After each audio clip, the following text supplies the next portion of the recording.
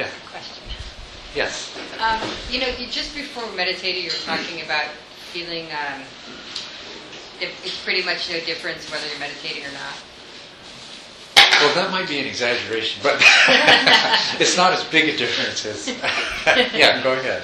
I just wanted you to talk about that more. What it's like when you're not meditating, the similarities. Well, what's the question was that I had said something before the break about there being much less difference for me now between when I'm meditating and when I'm not meditating than there used to be. And I was asked if I would say a little bit more about the differences that aren't there. Yeah. Well, or what has changed.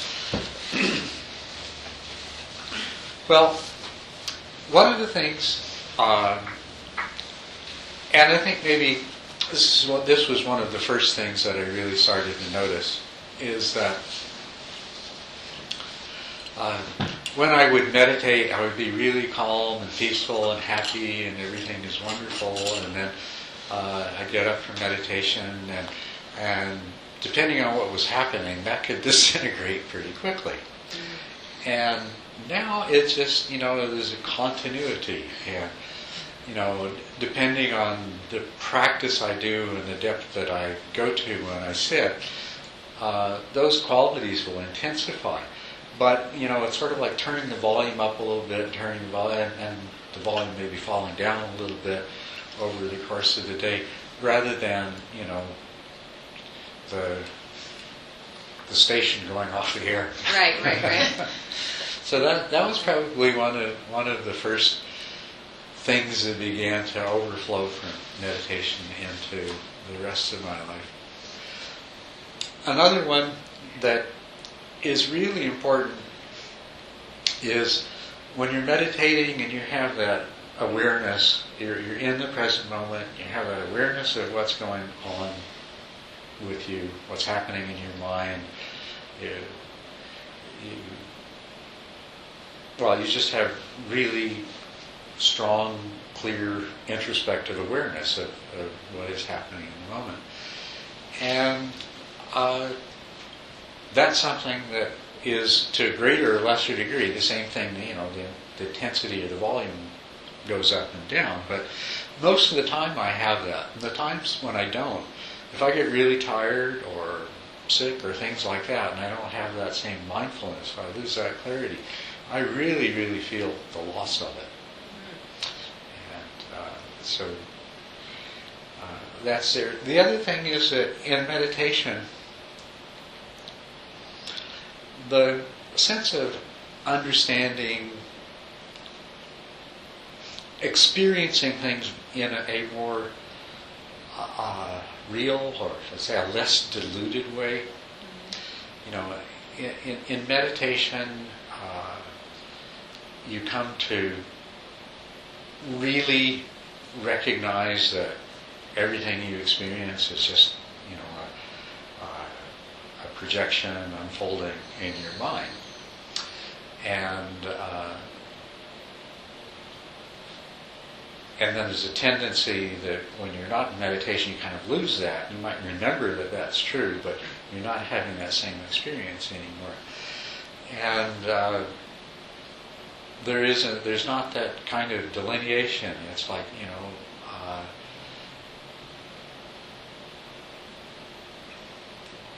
the awareness of no self and emptiness is just consistently a part of experience.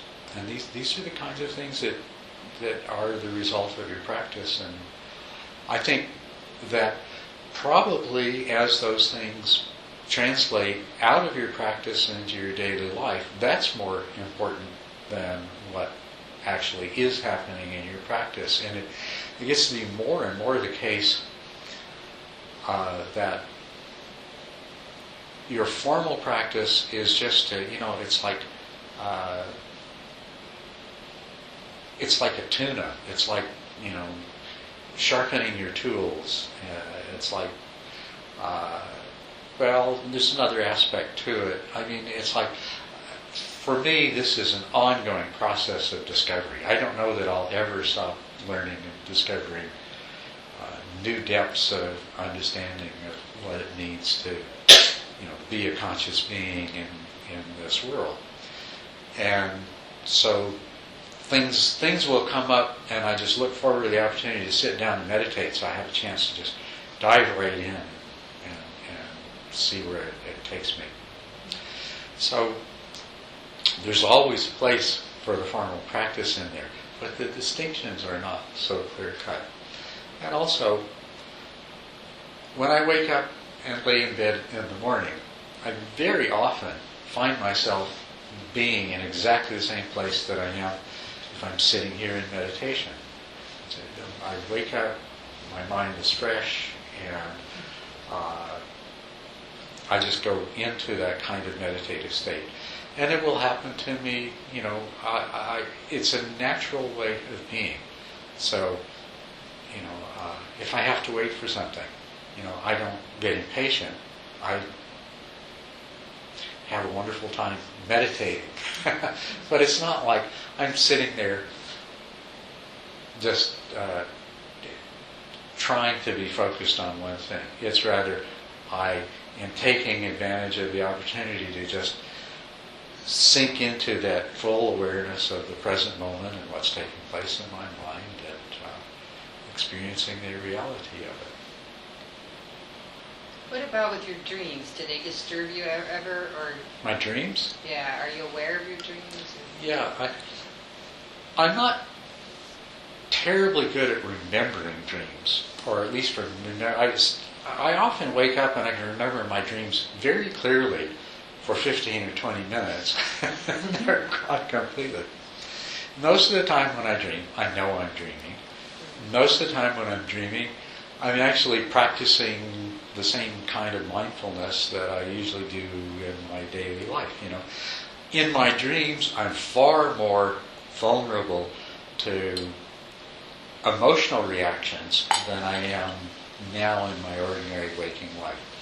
So I will react in ways in my dreams and behave in ways in my dream due to emotional reactions. And mindfully, I'm watching myself doing that, and I'm saying, "Wow, why am I doing that?"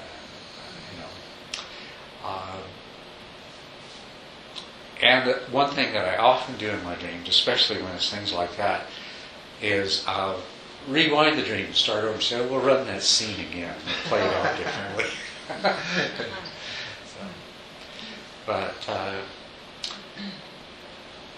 But the main thing, most of the time, I just, I don't have anything in my dreams that I can carry for very long.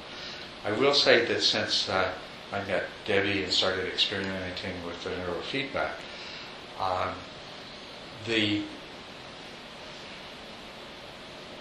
I'm much more able to remember the dreams for a longer period of time. And not only that, the quality, a lot of my dreams, maybe yours too, a lot of my dreams are just meaningless bits and pieces of this and that don't really make that much sense and don't have that much significance and don't fit together. And then there's that small proportion that have some sense of power to them, some meaning, they have an emotional content and things like that. And those kinds of dreams have also increased for me recently, which is in effect due to the neurofeedback that is not effect of the meditation. Because meditation alone has not ever produced. The main effect meditation has had on my dreams is that they're almost always lucid. I almost always know I'm dreaming. Rarely, occasionally, but not very often, will I have a dream episode where I'm not consciously aware that I'm dreaming. And it's because of the introspective awareness that's been developed in meditation. So, it's like I'm aware of what's going on right now in my mind. And so when I'm dreaming, I'm aware of what's going on. I'm aware that it's a dream. So that's what's been due to the meditation. But I've also now been having many more dreams that, that they knit together in a meaningful way. And I do remember remember them better. So. Yeah, very interesting. What else? Do you have dreams? I do. I have a lot of dreams. They used to really disturb me. So I'd wake up and I was very affected emotionally often. And they've changed over the years. I mean, I used to always be chased by monsters and so forth, Right. that kind of thing. But thank God that shifted. So I, now and again, but there are, sometimes I do have these very powerful dreams. Like a whole tribe of walkabout people from Australia walked over into my dream and talked to me and counseled me. And sometimes I have counselors come and talk to me and tell me things, and I can't remember. But I don't have lucid dreams really. I've never. Well, every now and again I wake up in a semi-awake or dream state, and I feel energy is moving around or something, like that kind of thing. Yeah, I don't know. Do you dream less now? Do you think since you with all the meditation? Well, because I don't remember dreams very well, it's always been really difficult for me to know how much I dream, and so I couldn't really quantify whether I dream more or less now. So I don't really know. I know it's kind of irrelevant to meditation, probably, but just curious about it. Well, I don't think so. Meditation is all about our minds, who and what we are as human beings, and how all of this works. And to neglect what happens for, probably the average person 3 or 4 hours out of every day is not very realistic. The significance of it, well, that's a really big question. Some people feel dreams have enormous significance, and other people, the sort of take by clinical psychologists and neuroscientists on dreams is it's a process by which your mind takes all this massive amount of information that comes into it and does some integration and reorganization and throws out the useless bits, and most of what we experience as our dreams is sort of the spillover from that process. You have if something happens to you, some new information that needs to get integrated triggers some old fears or negative experiences, then you might have a bad dream that's based around that. Okay, I'm not saying that that's an accurate description of the facts, but I'm saying that's the kind of explanation that you'd most likely get from a scientific perspective. And of course, the complete opposite of that is the view that our dream life is a connection to a whole psychic sphere that goes hugely beyond what our ordinary waking consciousness can tap into. And there's a number of reasons why. Let's just put it this way: that it seems very reasonable that there's some truth to that as well. And maybe these two views aren't really mutually exclusive. But dreams are an important part of our lives and our existence. And so I would never be one to discount their importance and their relevance to meditation, since that's meditation is all about changing the way we are for the better. Mm-hmm. Yeah. What is Buddhism's take on dreams? I don't think that there's not a Buddhist take on dreams. In various cultures, you might find particular teachers or particular schools of thought that have given attention to dreams. But it's not something that you find the Buddha himself well, he didn't present much in the way of philosophical. He was very pragmatic in all of his approach to everything. And so he used, there's a couple of cases I know where he used dreams as analogies and metaphor, but I'm not aware that he ever really spoke to the question of what are the significance of dreams. That doesn't mean that we can't. Yeah. Culadasa, is there a correlation between between a person's intellectual capacity and their capacity to enter deep states of concentration? I don't believe that there is. Can you repeat that question? Okay, yeah. The question was, is there a correlation between somebody's intellectual capacity and their ability to enter into, did you say deep states of meditation? Concentration. Concentration? And, okay, and I would say no. You see, there's a certain degree of vagueness about what we mean by intellectual capacity or intelligence, but pretty much it always comes down to the speed and efficiency with which we can process information. And the part of your mind that processes information that basically it's a kind of mental math. It takes information that is encoded in the mind in symbolic form, and it rearranges it and manipulates it and comes to new conclusions, solves problems and things like that. The part of your mind that does that really has nothing to do at all with either deep states of concentration or other meditative states. I think that a high level of intelligence can be, just as it can be helpful in almost anything else. I mean, even if you are a visual artist, a high level of intelligence, if nothing else, can allow you to gather your materials and opportunities together more efficiently, right?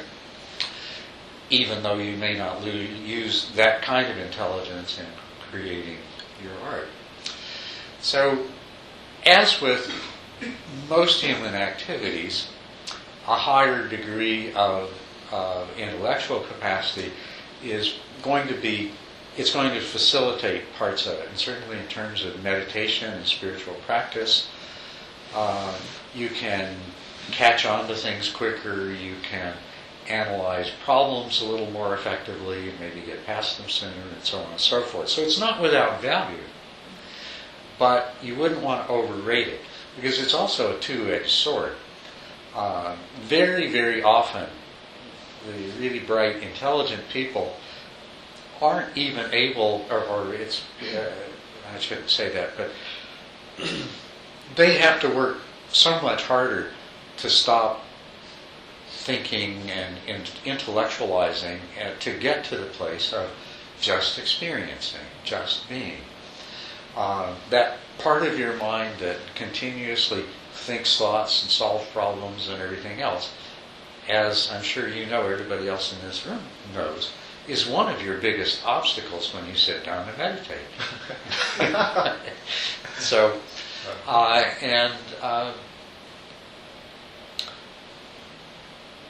some of us are great thinkers, and we think all the time, and we love to think, and we approach life as though we can think our way out of it successfully. And it's something that we have to overcome in our meditation. So there's not a strong correlation at all. And also, just to reinforce, it's always good to throw a little authoritative source into that.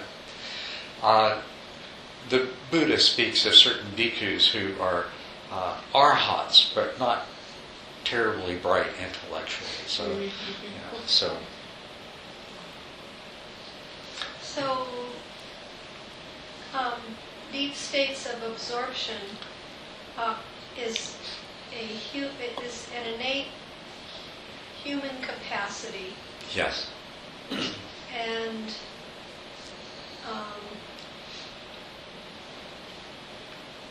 okay, yeah. Yeah, that's what I would think, but I couldn't help but wonder. I can't remember quite where I was reading this very recently, within the last week or two, but there was some, I don't know if he's still alive, but some monk somewhere in Burma or Thailand or something, and can't read, can't write, and yet one of the most deeply, so deeply immersed in his abilities to reach these states. And so he's greatly, greatly loved and appreciated. And a very wise individual, but not in the normal way that might be defined as wise or Right.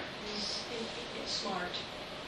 Well, and that is a very good point, that there's a distinction, there's a kind of wisdom that is different than what we might normally think of as wise. As we normally think of wise as something to do with knowledge and something to do with Education. skillful application of knowledge and Education. and education and things like that. Yeah. But if we say, well, what does it mean to be a highly spiritually evolved being? What does it mean to be in one or another of those stages of awakening? And there is no part of the definition of any of those stages of awakening that has to do with that kind of intellectual wisdom, or even especially with being able to give other people good advice about how to live their lives. It's the kind of wisdom that manifests in the way we see the world, react to the world, react to other people and circumstances around us. It's that kind of wisdom that manifests through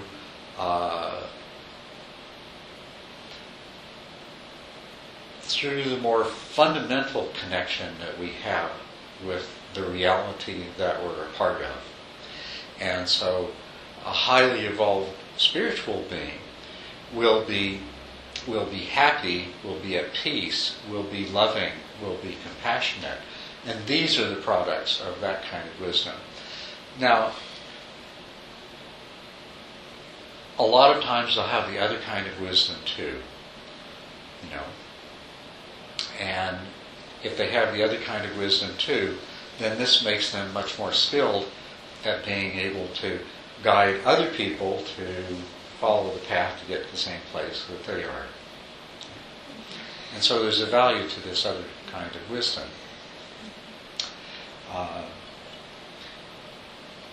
But they're really distinct, and they don't necessarily have to occur together. You have all kinds of wisdom and be a nasty, miserable, whatever.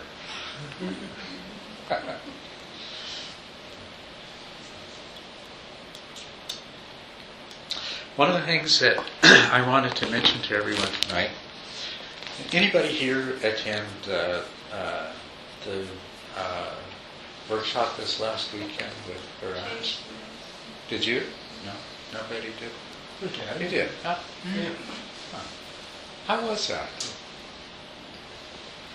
I liked it. Really, there wasn't a lot of meditation.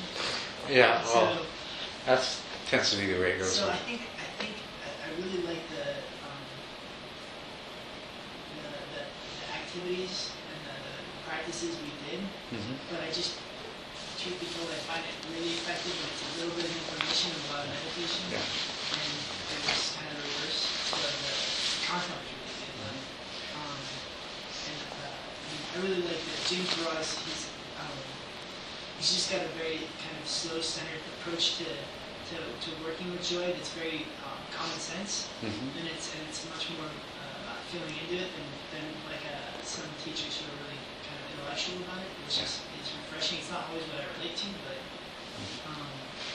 I can't think of right now. I can't really think of any good specifics about what we went over.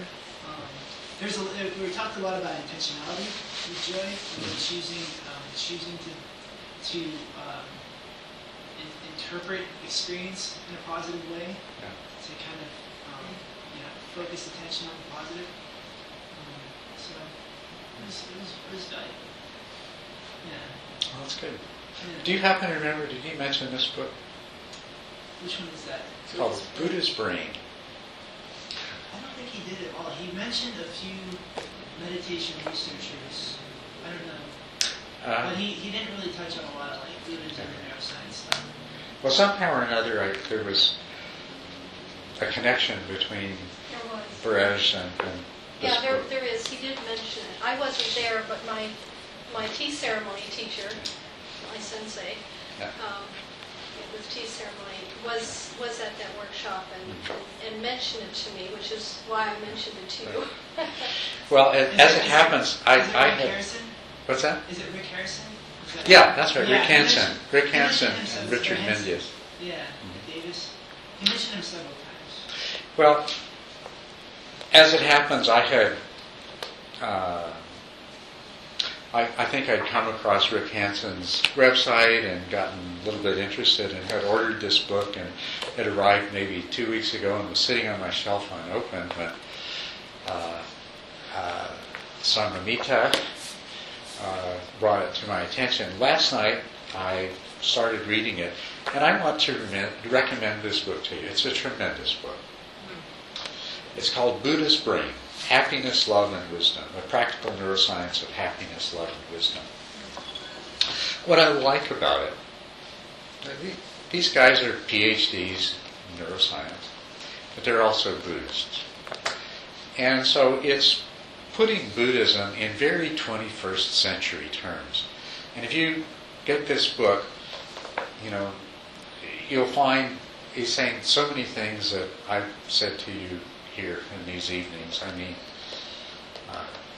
there's a lot of, wow, I wish I'd written this.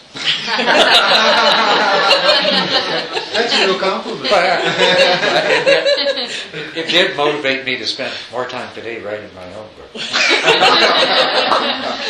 But I do want to recommend this to you. I think it's really helpful in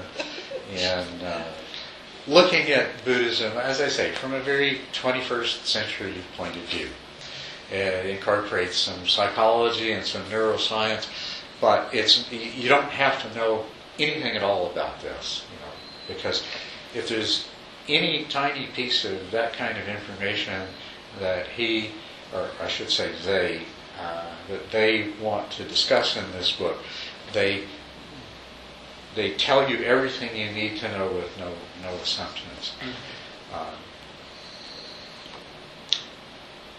And it's quite relevant to what I mentioned to you last week, the approach that I want to take in this teaching for the next little while, what I call soul creation. The practical neuroscience of happiness, love, and wisdom is their way of talking about soul creation. It's taking the facts, the truths that the Dharma tells us, and what we can do in terms of meditation and Dharma practice to change ourselves and become what we want to be. So it's very good in that way. So please do consider getting a copy and having a read. And also, it might be a really good topic for a reading group. Yeah. So, is there anybody here that would be interested in participating in a reading group? Oh. Yeah. Perhaps, Sujata, maybe you could get them to put their names and phone numbers on a list or something. So, because it would be very helpful to do some reading and discussion together.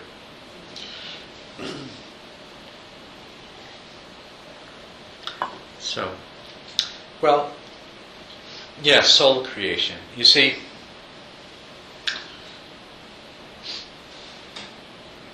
I think you all already know this. The Buddha taught that there is no soul, anatta.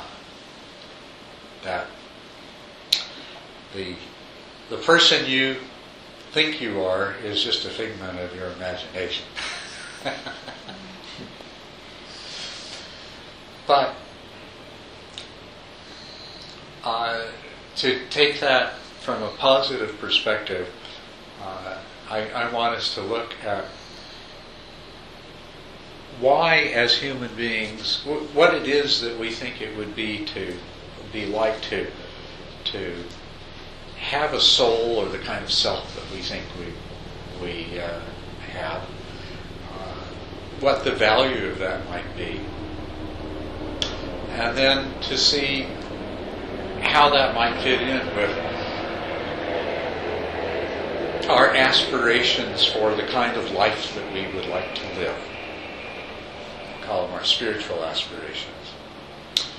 And so, on a number of occasions recently, questions have come up that, I have gently revealed the true secret teachings of Buddhism, which are, supposedly Buddhists believe in reincarnation, right? You keep coming back over and over and over again and everything. Well, the true secret teaching of Buddhism is that the self that you think you are doesn't exist, and it's not coming back.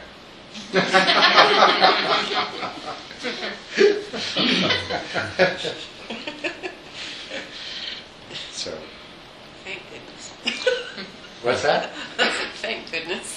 Well, yeah, at the level of reason, thank goodness, but at the level of emotion, it's like, oh no. So that's kind of what we want to work with and reconcile.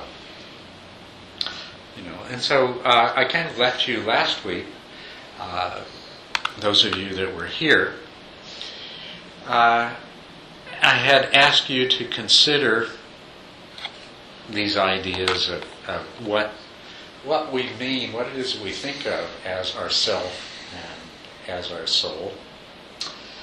And I gave you 3 characteristics and 2 functions that I think pretty concisely describe what philosophically and psychologically we think of as a soul or self. And those can be put in the form of a sentence that we believe that there is a single, first characteristic, enduring, second characteristic, independent, third characteristic, owner of experience, the first functional aspect, and doer of deeds, which is the other functional aspect. So that's what we think there is. That's what we think we are. The unitary, enduring, independent experiencer and doer. Right? Just, for those of you who were here last week, hopefully you thought about that a bit. And for those of you who weren't, think about it now. And But none of those are true. None of those are true. Absolutely, none of those are true. And this is the point that Buddha made. The most central tenet of the entire teaching of the Buddha is that there is no self. That this self that we think we are, described in those terms, doesn't exist, because none of those things are true. And that was his great discovery. And at the time, all of these many ascetics, both independently and in groups, wandering around in the forests of India at that time, doing all kinds of spiritual practices.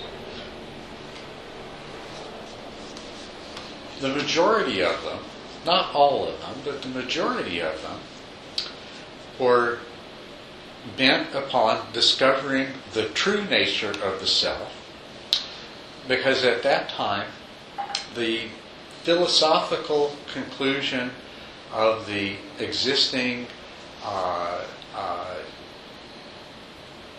Brahmanical teachings based on the Vedas, and this was also the time when a commentarial literature on the Vedas called the Upanishads were being written. And so these Upanishads were very much about this particular philosophical point of view that was the basis for what most of these ascetics were doing. They were looking to discover the true self, because the conclusion was that the self or soul or Atman was in fact identical with the true source of everything. Satchidananda is the true nature of the source of everything. Pure being, Sat, pure consciousness, Chit, and pure bliss, Ananda. So Satchidananda means pure consciousness, being, consciousness, bliss. And this is the nature of Brahma, or the source of everything. And so that we human beings are trapped on this cyclic wheel of rebirth, that when we die, we'll be reborn again. We'll go through this whole thing again, and we'll die again, and we'll be reborn again. And whatever we do in this life will create either some good consequences or bad consequences, so we'll either come back as a king or a cockroach, depending, but if the wheel goes on forever and ever and ever. And so these ascetics were all doing all kinds of practices to discover the true nature of the self, because by discovering the true nature of the self, they would realize their identity with Brahman. And when they realized their identity with Brahman, then they would be liberated from the wheel of samsara, the cyclic wheel of rebirth. And that's the milieu that the Buddha, when he left home and entered into ascetic practices, that's what he entered into. That's most of what was going on. There were some ascetics who were like modern materialists who are saying that, well, that's not true. When the body dies, the soul dies. And that's the end of it. So therefore, it doesn't matter what you do in life. Nothing matters. Everything's meaningless. Do what you want. Life, the only meaning life has is the meaning you make for it anyway. And so who's to say what's right or wrong or so forth? There were a couple of other schools of thought at the time, but the predominant was the ones that believed in there was this true self to be realized, which would bring about liberation. One would become one with Brahman, and one would spend all of eternity in a state of pure being, consciousness, and bliss. And the others that said, forget about it, make hay while the sun shines, this is it. And the Buddha came along, and he looked into those deeply and did all those practices, and he came out, and in his very first teaching to another group of ascetics that he had practiced with before for 5 years was, guess what, guys? There is no Atman. Very, very radically different teaching. So radical that down to this day, many of the world's Buddhists haven't caught on yet.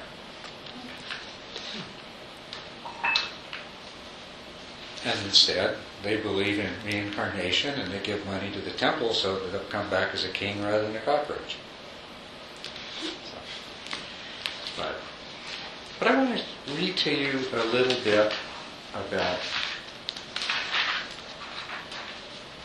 what happens when somebody who has been on this kind of search for many, many years for the true self, when they encounter the Buddha's teaching for the first time. So this is a reading from a story of two very close friends who became the two chief disciples of the Buddha, Sariputta and Mahamoggallana. They were very close friends, grew up together from wealthy Brahmin families, and they were of a spiritual bent, and when they reached maturity, rather than marrying and becoming prestigious Brahmins in their community, they went to the forest, became ascetics, the same way that the Buddha did, and were engaged for many years in these practices, in search of the true self. And they wanted to achieve the union with Brahman that would ultimately be liberating. And they spent a lot of time together, but at one point they separated, and they promised each other that, and this was referred to as attaining the deathless, and they promised each other, if either of us should attain the deathless, we'll immediately go and find the other and tell them. Okay. Deathless? The deathless. Because you see, in the naive perception of reincarnation, it's, oh, what a relief. Death is not final. I'll be reborn. But in the more sophisticated understanding of reincarnation is, oh my God, I have to die over and over and over again. So the liberation from the cycle of rebirth came to be known as, or from the cycle of reincarnation, I should say, came to be known as attaining the deathless.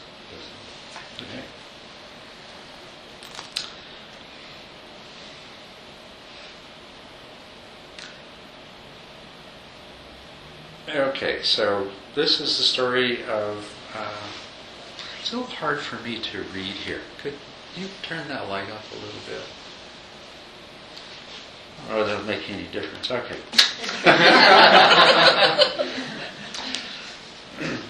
Okay, Asaji was the name of one of the five.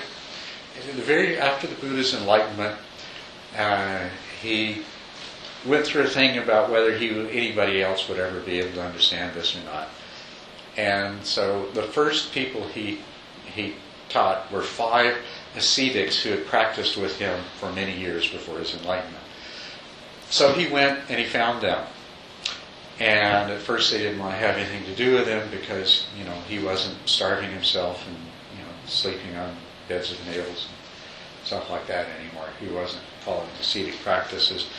But in the end, they listened to him. One of them was Asaji, and all five of them became enlightened as a result of the time he spent with them there.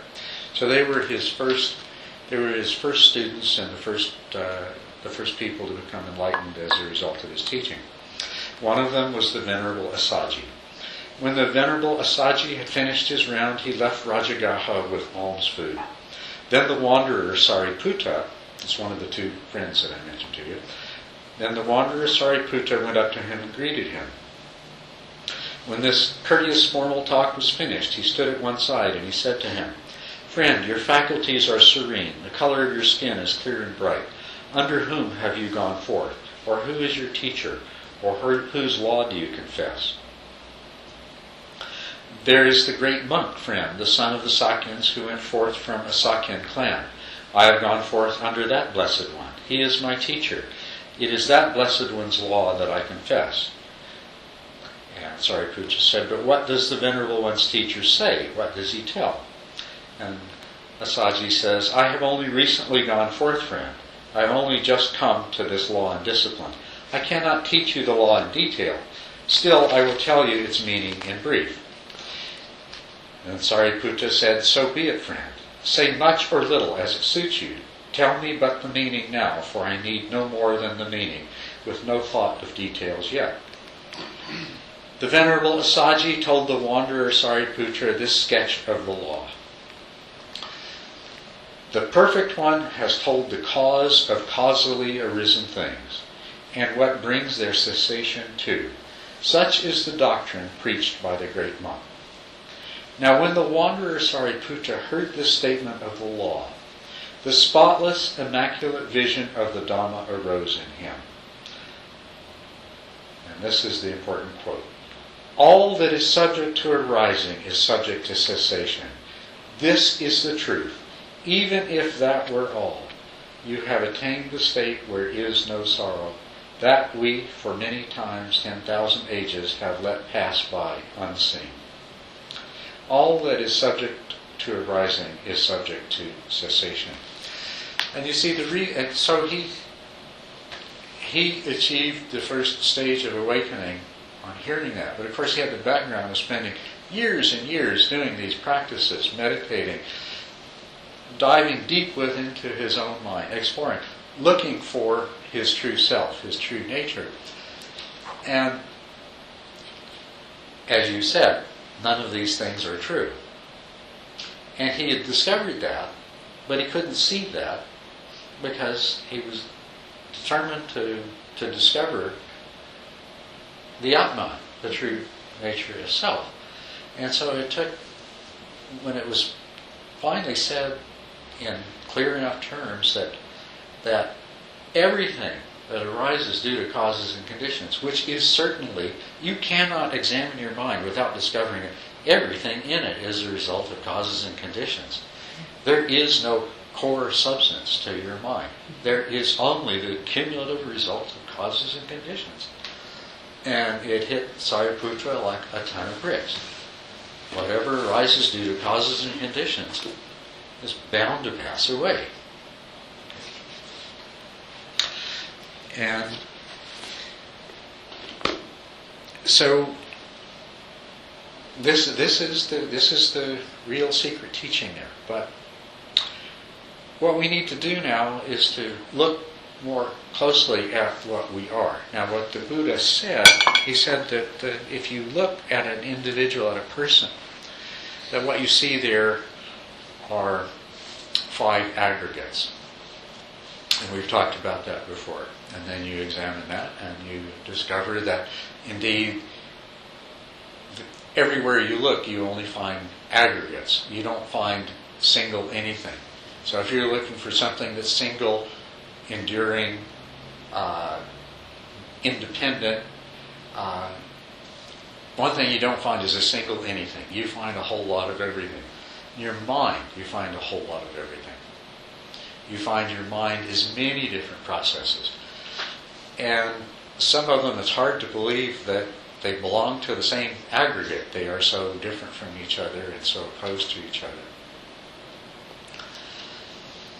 You don't find anything that's enduring, because the self that you think you are when you really look at it is constantly changing, flip-flops, exists in all kinds of different versions, all due to causes and conditions, and everything that happens to you modifies and molds that self, and boom, you got a completely different self on your hands.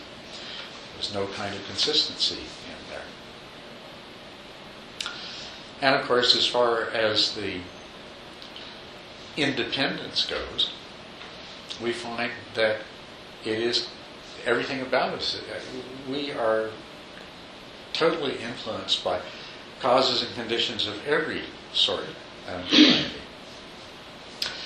But the Buddha also, in his understanding of this, it didn't just stop with okay, otherwise he would have become a materialist. He says, all right,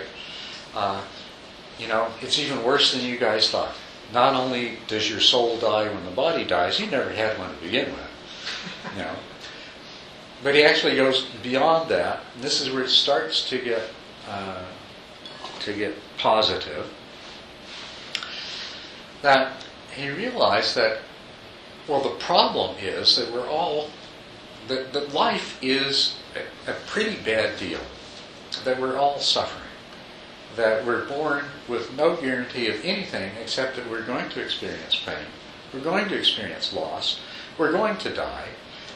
If we live long enough, we're going to get old, and we're going to be subject to sickness and other forms of physical and emotional misery sometime between when we're born and die, whether we live long enough to get old or not.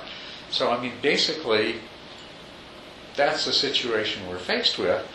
But what's wrong with this whole thing is the suffering that we're experiencing. And he saw, and this is what no one else could see very clearly, the connection between the suffering and this false belief in our independence, our separateness. So when he said that there was no self, while on the one hand it was in fact the denial of this Atman that everybody was chasing, but even more than that, it was an identification of the root problem, a self. The whole notion of self has no meaning except in terms of what is not self and the boundary between them. So the entire idea of self cuts us off from everything else. And every problem comes from that idea of separation, that imposition of a selfhood that we create. When we impose a selfhood on ourselves, then there is something that can suffer, there's something that can lose, there's something that can die. Do you see that? And so this is where the real secret to the teaching of the Buddha comes into it. This is really the only way that we can ever become liberated from suffering. This is ultimately the only way that we can become a being who is invulnerable to suffering of every kind and who lives a life that consists entirely of love and compassion. And that is through completely seeing through and letting go of the mind-imposed boundary that distinguishes self from not self, self from other. And so this is the great secret. This is the wonderful discovery that has all of this potential to it. Not easy to understand, but not that difficult either. What we have to overcome, though, is this mind,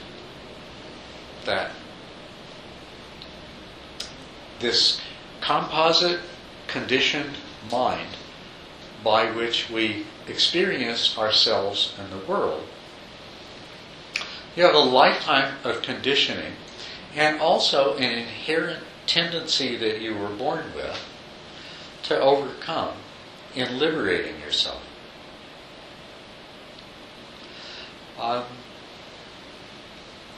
The inherent tendency. You were born with a brain that would give rise to a mind that would, of necessity, differentiate its self from everything else. Because, in fact, that's the reason that you have a brain that generates a mind, so that you can do this differentiation.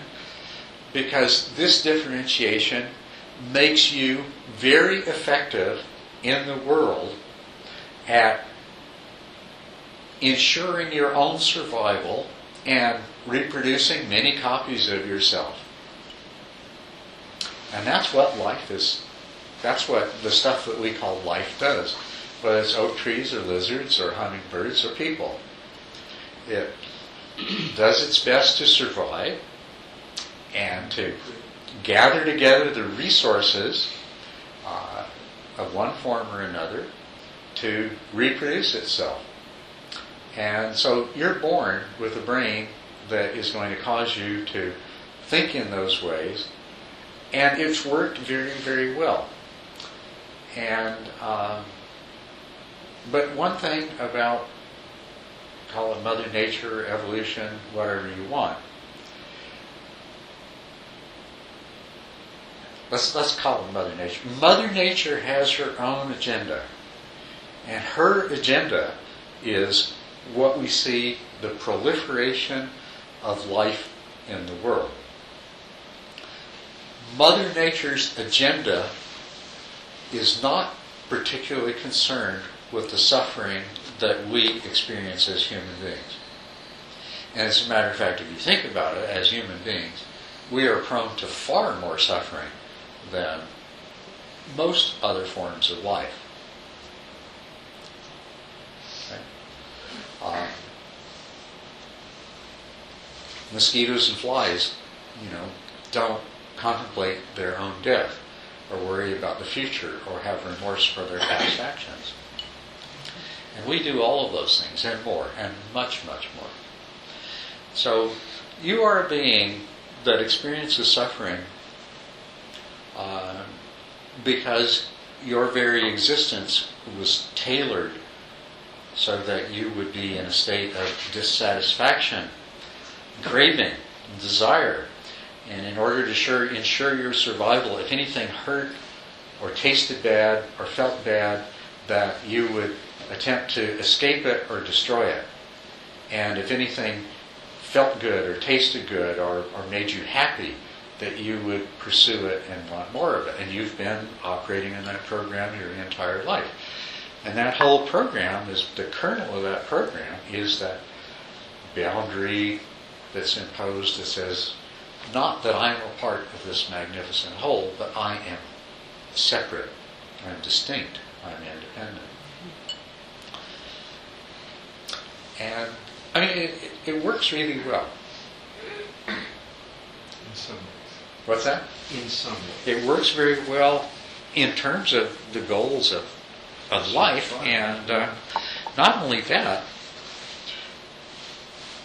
we are conscious beings with the capacities that we have because the nature of the universe is such that once evolution starts, it's going to necessarily lead in this particular direction. Whatever's most successful. And offhand, at least in terms of warm-blooded animals, what would you describe as the most successful warm-blooded animal on this planet?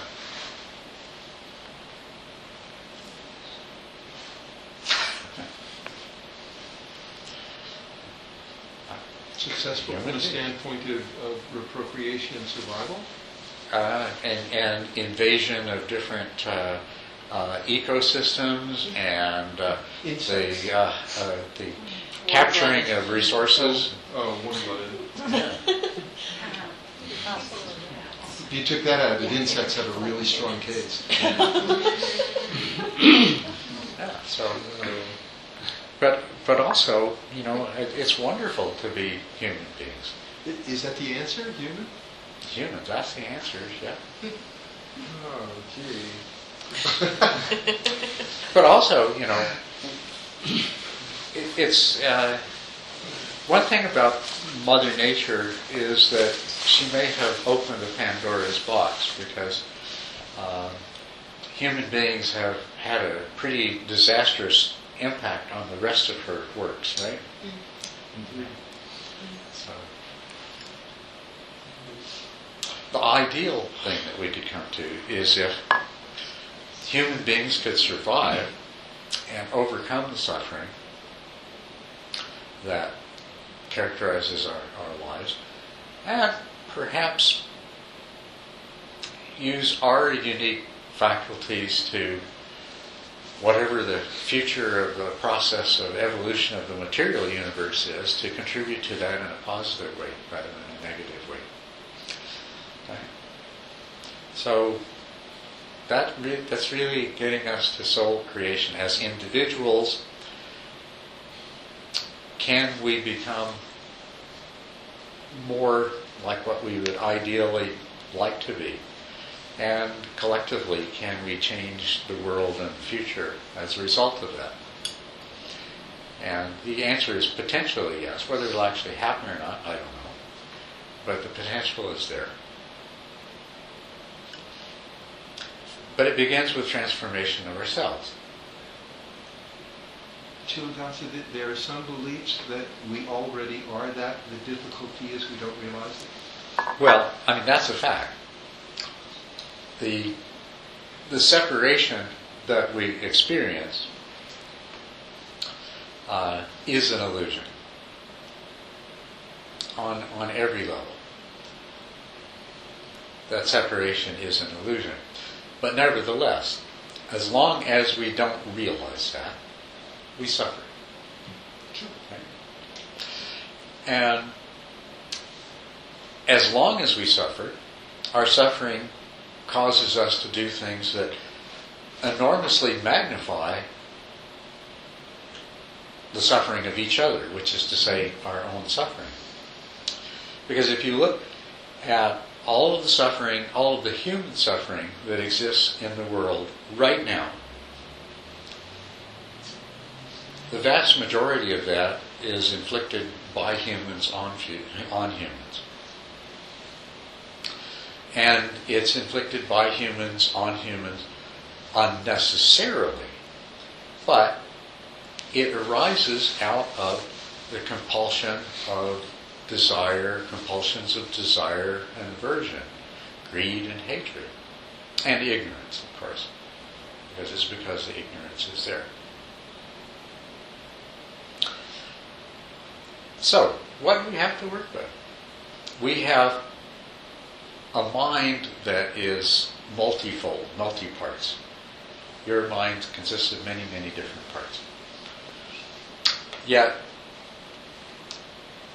the soul that we had hoped we had, that we would discover, was one thing, not a whole bunch of parts. But perhaps we could unify all these different parts in such a way that it makes a pretty good facsimile of a single thing, right?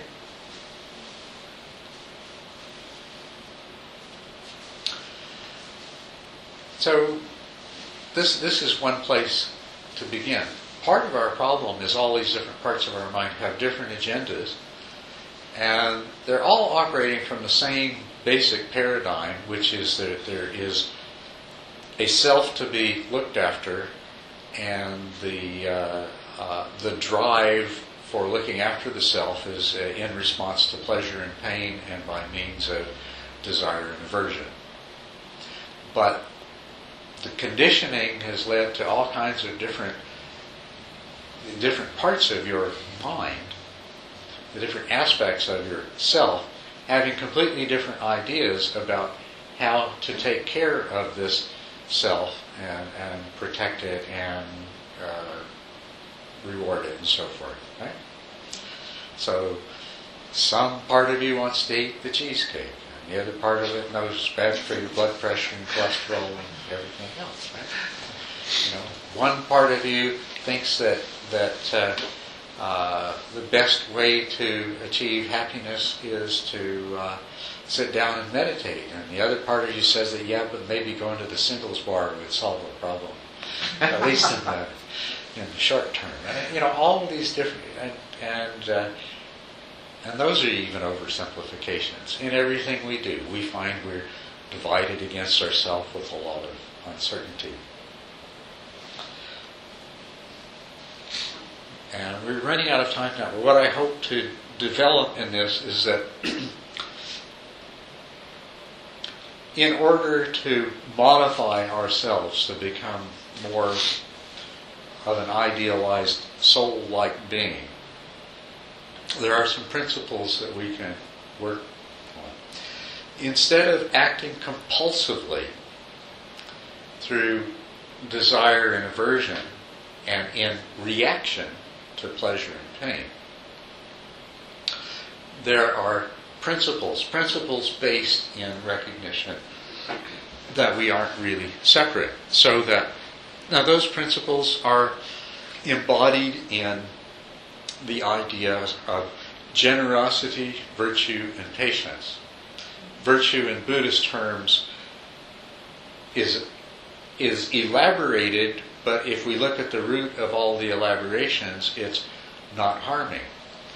If I am a part of the whole, and you are a part of the whole, we're all a part of the whole, and if I can cause all of these different parts of my mind to take as their prime directive not the cherishing of this isolated separate self, but of the larger self of which we're all a part, that's going to help a lot to unify things right there. So if we look at virtue, it's about causing no harm to yourself or to others. And it's a very simple principle. It's the basis of right action. Not causing physical harm. It's not taking things from others. It's not causing emotional harm in all the different kinds of ways that we have. Right speech, not engaging in false speech or divisive speech or harsh speech and so on and so forth. So all of these things ultimately come down to not harming ourselves and not harming others. And this really works if you begin to see that we're all one, that I'm you, and that you are me, that we're all one. And if you can begin to make all of your speech and all of your actions oriented towards the goal of benefiting the whole, and not harming is the very first step in that.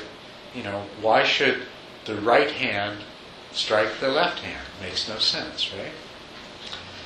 And you don't even have to really fully understand or feel or appreciate the oneness that we all are to start practicing in those terms, to start practicing virtue.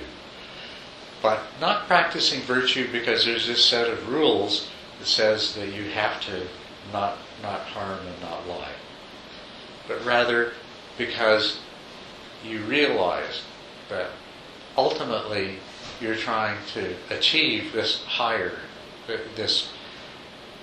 realization of a higher self, this realization of no separate self.